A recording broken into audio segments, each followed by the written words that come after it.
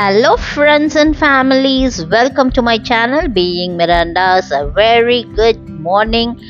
Every day is a fresh start. Shine bright and make today amazing. இந்த கோட்டோட உங்களை நான் இந்த மண்டே மார்னிங்கில் சந்திக்கிறதுல ரொம்ப சந்தோஷம். வீக்கெண்டில் நான் போய் ஷாப்பிங் பண்ணிட்டு வந்ததும் நீங்கள் பார்த்துருப்பீங்க. அடுத்தது என்ன, நம்மளுடைய ஷாப்பிங் பண்ண திங்ஸ் எல்லாம், வெஜிடபிள்ஸு, அந்த வீக்குக்கு உண்டான ப்ரிப்ரேஷன்லாம் செஞ்சு வைக்கிறது தானே. ஆமாங்க, ஃபஸ்ட்டு இஞ்சி பூண்டு பேஸ்ட் அரைச்சிடலான்னு சொல்லிட்டு எனக்கு 2 வீக்ஸ்க்கு ஒன்ஸ் அரைச்சா போதும். அதனால் நான் இஞ்சி பூண்டு பேஸ்ட் ஃபஸ்ட்டு அரைச்சி வச்சுட்டேன். ஊருக்கு போயிட்டு வந்து இதான் என்னோடய ஃபஸ்ட்டு பேட்ச்சு இஞ்சி பூண்டு அரைச்சி வைக்கிறது. நான் கொஞ்சம் லேசாக அதில் சன்ஃப்ளவர் ஆயிலோ ஆலிவ் ஆயிலோ ஏதாவது நல்லெண்ணெய் ஏதாவது ஊற்றி வச்சுப்பேன். யூஸ்வலாக சன்ஃப்ளவர் ஆயில் தான் நான் ப்ரிஃபர் பண்ணுறது. ஏன்னா அதில் தான் வந்து எந்த ஃப்ளேவரிங் இதுவும் கொஞ்சம் ஸ்மெல்லும் வராதுன்ட்டு நம்ம எல்லாத்துக்குமே யூஸ் பண்ணிக்கலான்றதுனால. நான் வந்து north Indian, south Indian, Italian எல்லா டைப் ஆஃப் ஃபுட்டும் நான் செய்யறதுனால எனக்கு இஞ்சி பூண்டு இந்த மாதிரி அரைச்சி வைக்கிறது எனக்கு கம்ஃபர்டபுளாக இருக்கும். அவங்கவுங்களுக்கு ஏற்ற மாதிரி செஞ்சு வச்சுக்கோங்க.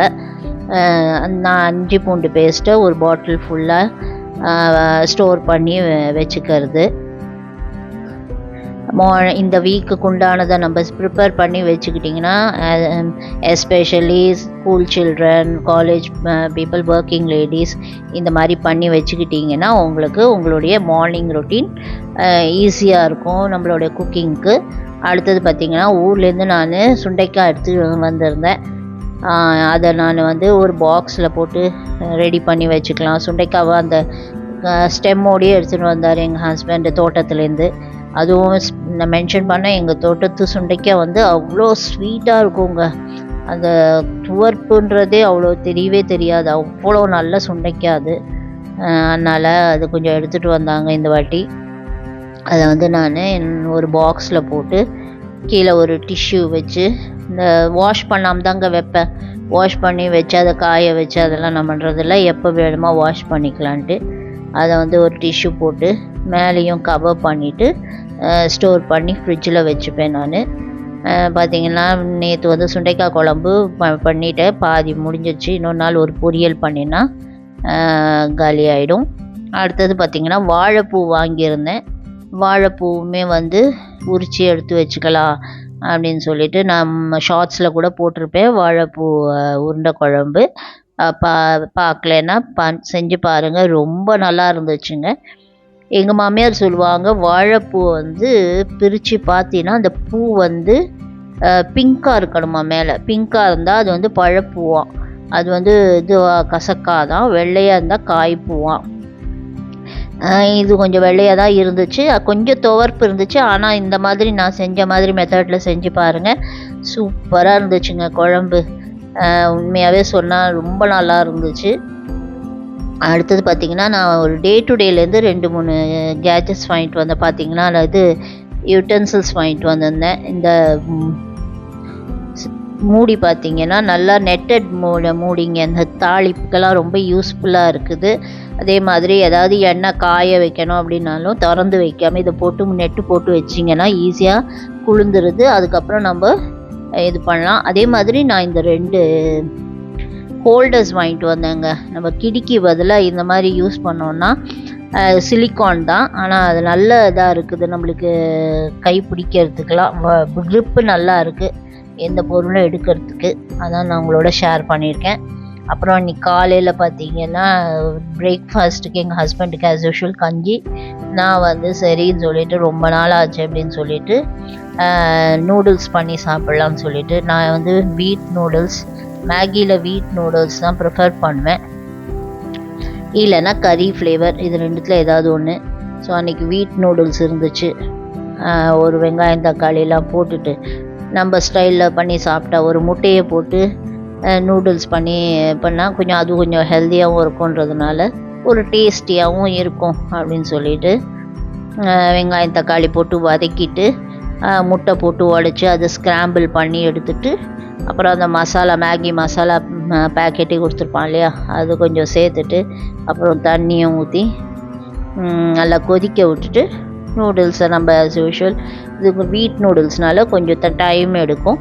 ஸோ தண்ணி கொஞ்சம் அதிகமாகவும் பிடிக்கும். அதனால் அதை கொஞ்சம் சேர்த்து கொதிக்க விட்டுட்டு வீட் நூடுல்ஸை போட்டு சாப்பிட்டு அன்றைக்கி பிரேக்ஃபாஸ்ட் முடிச்சிச்சுங்க. அடுத்தது என்ன வேலை அப்படின்னா, நான் எங்கள் வீட்டுக்காரோட பேனியன்ஸ் ஹவுஸ் வேர்ஸ் எல்லாமே டிஷர்ட்ஸ் எல்லாம் வீட்டில் தான் அயர்ன் பண்ணுவேன். ஸோ நானே அயர்ன் பண்ணி வச்சிடுறது. ஸோ ஏதாவது ஒரு நல்ல volt black and white movies போட்டு அது நான் பார்த்துக்கிட்டே இந்த அயனிங் வேலையும் முடிச்சிடுவேன். அவரோட கேஷுவல்ஸ் எல்லாம் ஏதோ ஆஃபீஸ் வேர்ஸ் எல்லாம் லாண்ட்ரியில் போட்டுருவார்.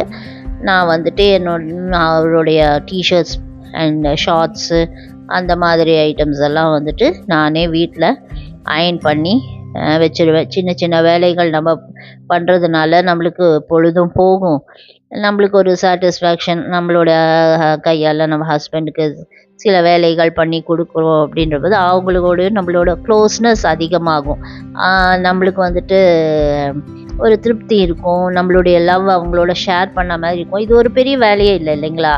வீட்டில் இருக்கிறவங்க நம்ம டைம் இருக்கும்போது இந்த மாதிரி குட்டி குட்டி வேலைகளில் ஒவ்வொருத்தருக்கும் மாற்றி மாற்றி ஹஸ்பண்ட் அண்ட் ஒய்ஃப்குள்ளே செஞ்சு கொடுக்கும்போது நம்மளுக்குள்ளே இருக்கிற அந்யோன்யங்கள் அதிகமாகும். நம்மளோட ஹெல்ப் அவங்க நம்ம ஒய்ஃப் நமக்காக மெனக்கட்டி இந்த வேலையை செஞ்சு கொடுத்துருக்காங்களேன்ற போது அவங்களுக்கு நம்ம மேலே கொஞ்சம் அன்பு அதிகமாகும்.